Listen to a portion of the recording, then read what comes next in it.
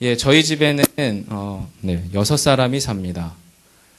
그리고 저희 아내, 그리고 큰딸 6살 된 유나, 그리고 4살 된 도준이, 그리고 쌍둥이 아들 둘. 해서 총 6명이 사는데, 자, 저희 집에서 믿음이 가장 좋은 사람이 누굴까요?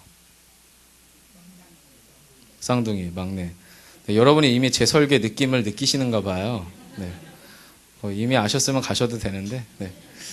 네, 참고로 근데 쌍둥이는 아직 말을 못해서, 네. 쌍둥이의 믿음이 어느 정도인지는 몰라요.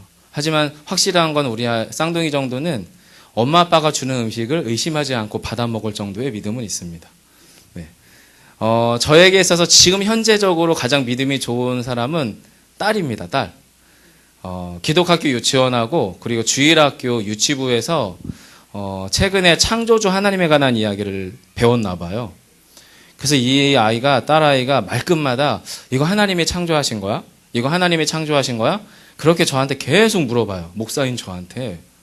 그러면 그 질문이 가끔 저를 이제 당황시키는 거죠. 자, 제가 이제 제 차를 타고 아내와 아이들을 태우고 차를 쫙 몰고 가는데 딸아이가 밖에 있는 차를 들여다보면서, 밖을 바라다보면서, 또는 우리 차를 들여다보면서, 아빠, 이 차 하나님이 창조하신 거야? 여러분, 이 질문에 내가 어떻게 대답을 해야 될까요? 자, 그리고 아내가 맛있게 밥을 지었어요. 자, 얘들아, 밥 먹자! 그러고서 이제 우리 아이들이 이제 그 식탁에 어떻게든 둘러 앉았어요. 딸아이가 그 음식을 딱 바라다보면서 질문합니다. 아빠, 이 음식 하나님이 창조해 주신 거야? 자, 여러분에게 한번 질문해 보겠습니다. 여러분이 타고 오신 차, 여러분의 통장 잔고, 여러분의 삶에서 여러분의 삶이 영위하게 하는 삶의 수단들, 하나님이 창조하신 겁니까? 아, 예. 지사님 감사해요. 요 질문에 대해서 낮 예배 때는 아멘이 속으로만 나오더라고요. 아멘, 아멘. 이게 밖으로는 안 나오고, 저는 사실은 그 질문에 대해서 좀 움찔했어요. 무슨 얘기냐면, 저는 이렇게 설명했어요. 유나야, 맞아. 그런데 차는 하나님께서 창조하신 하나님의 사람들이 하나님이 주신 지식과 정보와 기술을 가지고 사람들이 만든 자동차인 거야 라고 설명했고요. 음식에 대해서도 유나야 맞아. 그런데 이 음식은 하나님이 지으신 엄마가 우리 사랑하는 유나랑 아이들을 위해서 지은 맛있는 음식이야 라고 보태서 설명을 했어요. 왜냐하면 그래야 될 것 같으니까. 자, 여러분, 저의 아이의 믿음과 저의 믿음의 차이가 뭐라고 생각하십니까?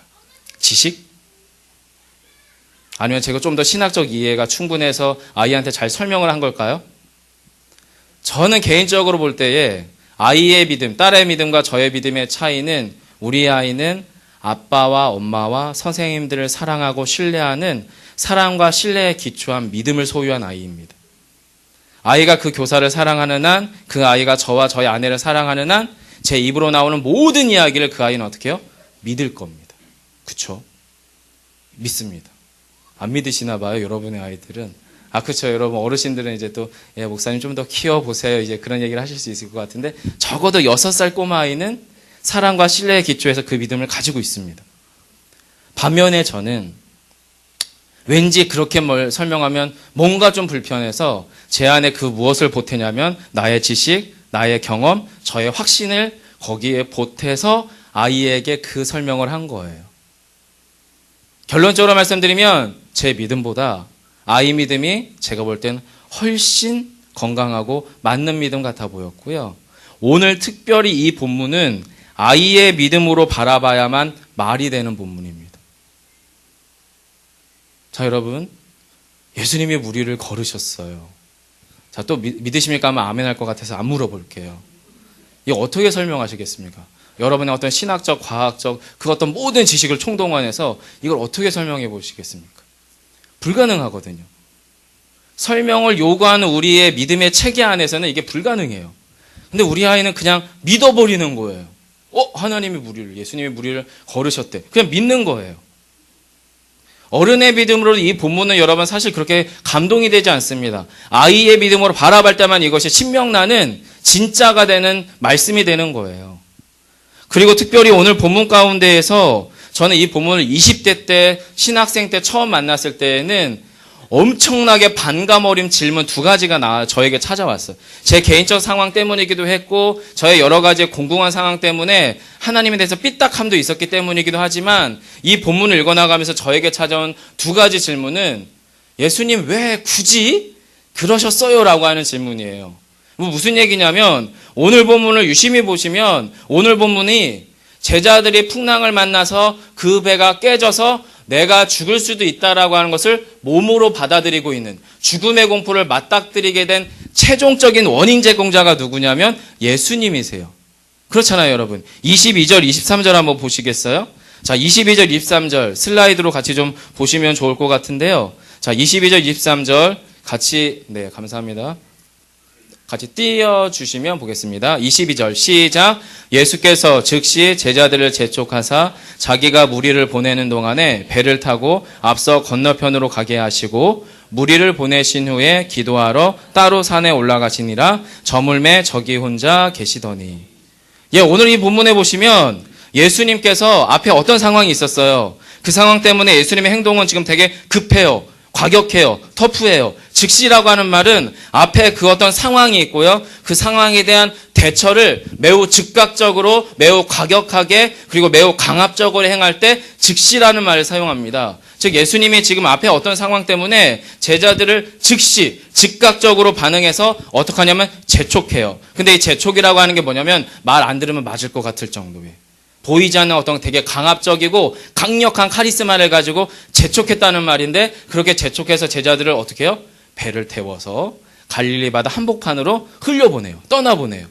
그리고 나서 주님이 또 무엇을 선택하시냐면 예수님은 제자들과 따로, 제자들은 앞서 배를 띄워서 보내고 주님은 뒤로 뒷걸음질 쳐서 어디로 올라가냐면 작은 나지막한 구름과 같은 산으로 올라가서 따로 기도하셨다라고 성경은 지금 이야기하고 있어요.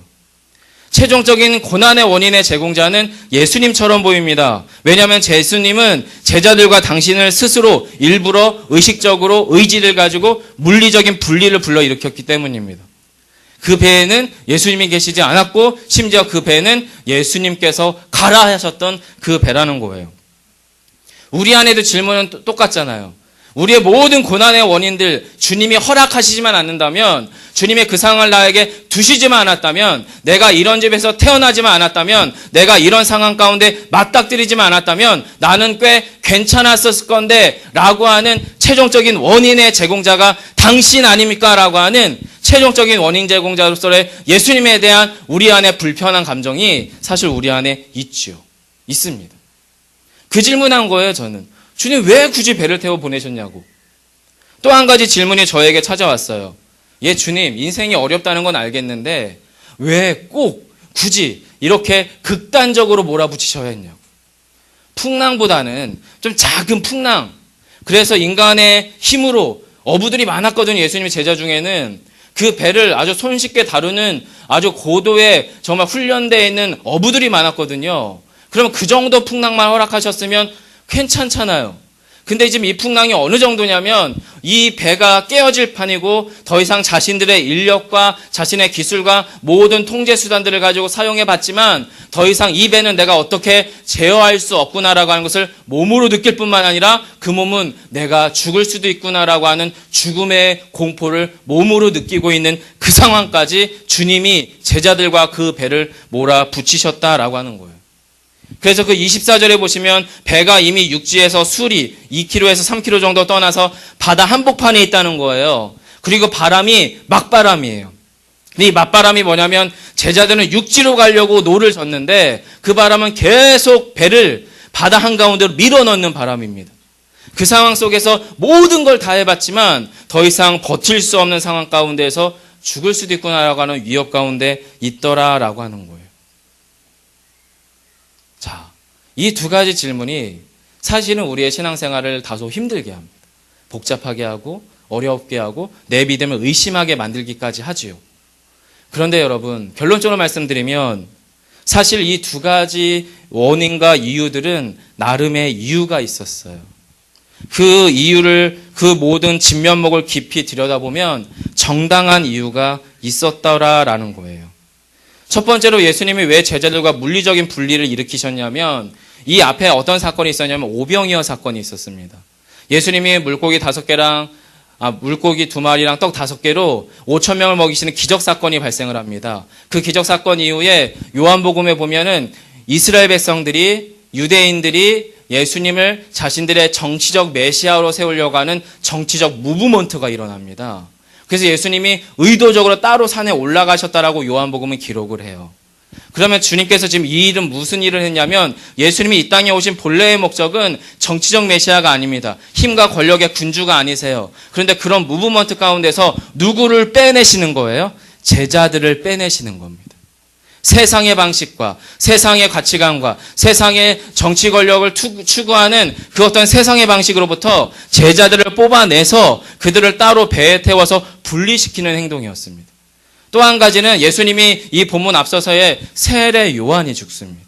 세례 요한이라는 사람은 어떤 사람이냐면 여자가 난 중에 가장 큰 자, 여자가 낳은 중에 예수 그리스도를 하나님의 아들로 유일하게 제대로 온전히 알아본 유일한 한 사람인 세례 요한이 죽음으로 말미암아 하나님의 공적 생애, 하나님이 예수님에게 주신 공생애를 가장 구체적으로 이제 실현시켜야 되는 공생애의 출발점 안에, 가장 분명한 출발점 안에 예수님이 서시려다 보니까 주님은 그래서 하나님과 따로 독대하는 시간이 필요했습니다. 기도해야 되는 시간. 그래서 여러분 본문들 가운데 복음서에서 예수님이 따로 산에 올라 기도하셨더라라고 하는 본문들은 예수님의 공생애와 밀접한 관련이 있을 때 주님의 그런 기도했음을 이야기해 주세요. 즉 여러분 예수님이 제자들을 분리시켰던 이유, 제자들과 예수님이 분리되었던 이유는 나름의 정당한 이유가 있었더라라고 하는 거예요. 또 풍랑이라고 하는 것도 그래요. 여러분 배가 바다에서 풍랑을 만나는 일이 이상한 일입니까? 차를 운전하다가 차가 교통사고를 만나는 게 이상한 일입니까? 잘 살아가다가 경제적 위기를 경험하고 관계의 위기를 경험하고 그리고 우리 안에서 질병의 위협 가운데 내 몸이 송두리째 흔들리는 게 여러분 이상한 일입니까? 있을 수 있는 일이죠. 문제는 뭐냐면 그 일이 나한테 일어날 때 문제가 생깁니다. 있을 수 있는 일이거든요. 저 사람에게는 있을 수 있는 일인데 나한테는 있어서는 안 되는 일들이거든요. 근데 그 일들이 어떻게 해요? 지금 제자들 가운데 일어나는 거죠.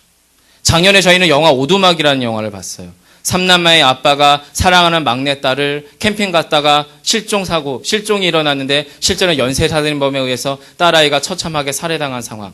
그 상황에서 그 믿음의 사람 크리스찬인 아버지가 믿음의 여정 가운데서 하나님과의 관계를 다시금 회복하는 다소 무겁고 다소 어렵고 그리고 저러지 않았으면 좋겠는 그 영화를 저희는 작년에 한번 봤습니다. 저희 일교회에는 이혼을 고민하고 있는 어느 한 여지사님이 그 이혼 위기 가운데 놓여있는 그 남편이 갑자기 급성 뇌출혈로 쓰러져서 지금 중환자실에서 오늘 일반 병실로 옮겨진 상태에서 아직도 계속 잠만 자고 있는 남편이 있어요. 도장 찍기 직전이었는데. 근데 이 사람은 시댁 식구들과 관계도 너무 안 좋아서 간병할 사람이 그 사람 한 분밖에 없는 거예요. 그래서 그날 새벽부터 밤 8시, 10시에 맞이까지 혼자 중환자실에 앉아서 하나님 이렇게까지 하셨어야 했어요라고 하는 질문이 그 집사님의 질문이었어요. 누구에게나 일어날 수 있는 일인데 그 일이 나에게 일어나면 문제가 되는 거죠. 사랑하는 성도 여러분, 사실 이 두 가지 질문에 대한 이런 나름의 평가들과 해석들은 오늘 본문의 제대로 된 이해와 또 제대로 된 예수님을 발견하기 위한 걸림돌이 됩니다. 오늘 본문에서 정확하게 본문을 이해하기 위한 제대로 된 질문은 이것입니다. 첫 번째는 왜 굳이 예수님은 폭풍우를 뚫고 이 새벽 시간, 밤 사경이라고 하는 건 새벽 3시부터 6시거든요. 왜 굳이 이 새벽 시간에 제자들에게 물 위로 걸어 가셨어야만 했는가라고 하는 게 첫 번째 질문이어야 하고요. 두 번째 질문은 자, 예수님이 제자들을 찾아왔다는 건 그럴 수 있다라고 쳐요. 근데 베드로는 왜 굳이 배 안에 있다가 배 밖으로 걸어 나가서 물 위에 서서 예수님께 가야만 했는가라고 하는 게 본문을 이해할 수 있는 제대로 된 질문이에요. 왜 그러냐면 여러분 저희는 하나님이 자동차를 창조했다라고 하는 말은 약간 불편하게 한번 필터링, 걸쳐서 듣고 이해하려고 하는 논리체계가 우리 안에 있지만 예수님이 기도하면 그 기도를 하나님이 들어주신다는 건 의심하지 않잖아요. 그 정도 믿으면 여러분 다 있잖아요. 안 믿으십니까, 여러분? 예수님이 기도하시면 다 들어주시잖아요. 우리가 기도하는 기도 약발은 안 돼도 예수님은 약발이 되거든요. 그 정도는 믿거든요, 우리가. 자, 그러면 예수님이 산에서 지금 기도하고 계셨거든요, 하나님과 독대에서. 그리고 풍랑을 만난 걸 보셨어요. 다른 복음서를 보면. 자, 그러면 굳이 무리를 걸어서 정말 물에 빠진 생쥐꼴로 제자들이 유령을 만나서 두려워했다라고 표현할 정도면 예수님이 무리를 걸어갈 때 나이스하게 걸어간 게 아니에요. 따로 VIP 라인을 따로 만들어서 그 안에서 비바람 하나도 없이 깨끗하게 찬란하고 영광스럽게 그렇게 걸어가신 게 아니라 폭풍물을 직접 뚫고 자신의 몸으로 부딪혀가면서 그렇게 지나간 게 분명한데 그 상황 속에서 굳이 그렇게 하지 않고 산에서 그냥 앉아서 기도해도 풍랑 잔잔해지지 않겠어요? 근데 왜 굳이 걸어가셨냐는 거예요. 왜 굳이? 그리고 어차피 예수님은 여러분 물 위에 계속 서 있을 게 아닙니다. 곧 배 안으로 들어오실 거란 말이에요. 예, 물론 예수님은 물이나 배 위나 똑같으신 분이겠지만 이상하잖아요, 그림이. 실제로 예수님이 제자들을 만나기 위해서 오셨기 때문에 배 안으로 걸어 들어가실 거란 말이에요. 그런데 왜 굳이 베드로는 배 안에 있으면 예수님이 알아서 올 건데 그는 굳이 걸어갈 수밖에 없었느냐라고 하는 이 두 가지 질문이에요. 첫 번째 질문에 대한 답은요, 예수님은 제자들과의 물리적 분리 상황들을 제거하시기로 결정합니다. 누구 때문에요? 제자들 때문에. 제자들이 어떤 상황이었어요? 육체적 한계를 경험했어요. 육체적 한계 가운데 자신의 몸이 죽을 수도 있다라고 하는 정신적 공황 또한 맞닥뜨리기 시작합니다. 더 이상 이 풍랑은, 이 배는 우리의 통제를 벗어나서 내가 어떻게 할 수 없고 내 삶은 어떻게 할 수 없다라고 하는 공포가 제자들에게 찾아오기 시작합니다. 여러분, 고대인들의 의식구조 안에서 어둠이라고 하는 것은, 그리고 깊은 바다의 심연이라고 하는 것은 무덤과 같았습니다. 스홀이라고 합니다. 무슨 이야기냐면 자신의 통제불능의 어둠과 통제불능의 깊은 심연은 마치 자신의 죽음을 삼켜버리는 악령의 집과 같은 공포감이 고대인들 가운데 있었다는 거예요. 즉, 이 상황은 제자들에게는 완전한 공황 상태에 빠지게 하는 육체적 통제불능의 상태 가운데 빠지게 되는 그 상황인 거예요. 그럼 그 상황에서 예수님이 하실 수 있는 선택은 풍랑을 잔잔하게 하는 것 가지고는 안 됩니다. 제자들과 내가 그들과 함께 있어야겠다라고 하는 하나님의 임마누엘의 은혜가, 하나님의 임재의 은혜가 그 제자들 가운데 필요했던 거예요. 그래서 물리를 굳이 걸어서 그 배가 있는 곳으로 찾아가십니다. 그리고 그 정신적 공황 상태에 놓여있는 제자들을 향하여 27절에서 예수님은 이렇게 선언하세요. 나니 안심하라, 나니 두려워하지 말라. 근데 그 말씀 앞에 뭐가 있냐면 27절에 즉시라는 말이 있습니다. 앞에서 즉시라고 하는 말이 앞선 상황에 대한 즉각적인 대처라고 말씀드렸죠. 정신적 공황, 육체적 한계 가운데서 자신의 죽음의 공포 안에 떨고 있는 제자들을 향하여 주님이 하시는 즉시의 즉각적인 반응은 뭐냐면 안심하랍니다. 나니 두려워하지 말라는 겁니다. 주님이 그렇게 복음을 선언해요. 그 복음 선언을 누가 들었어요? 제자들이 들었어요.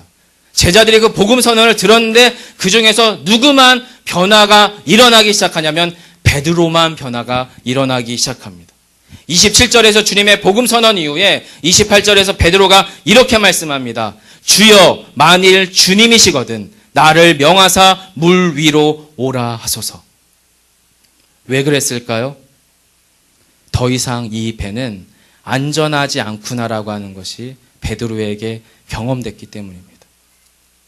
여러분, 풍랑이 있는데 풍랑 중에 배 안에 있는 게 안전하겠습니까? 배 밖에 안 있는 게 안전하겠습니까? 배가 무척 커서 그 배가 풍랑을 통제할 수 있다면 안전하겠죠. 하지만 통제를 벗어난 풍랑을 맞닥뜨린 배는 배 안이나 배 밖이나 다 안전하지 않습니다. 우리의 삶을 안전하다고 확보해주는, 여러분의 안정감을 제공해주는 여러분의 인생의 배는 무엇입니까? 편안하고 사랑이 넘치는 부부관계, 충분한 사랑 가운데 신뢰 가운데 있는 부모와 자녀 관계, 여러분의 경제적 문제를 해결해 줄 수 있는 어느 정도의 안정된 소득들, 교회 안에 믿음의 지체들과의 깊은 영적인 교제들, 이것들이 여러분 안에 안전함을 제공해 주는 여러분의 안전함의 기초십니까? 하지만 우리는 알잖아요. 그게 더 이상 안전할 수도 없구나라고 하는 나름의 경험들을 우리 각자는 사실 이 자리에 다 하셨지 않아요? 우리의 배는 예수님이 없는 한 우리가 통제하고 우리가 그 상을 헤쳐나가야 되는 우리의 인생의 배인 이상 더 이상 안전하지 않습니다.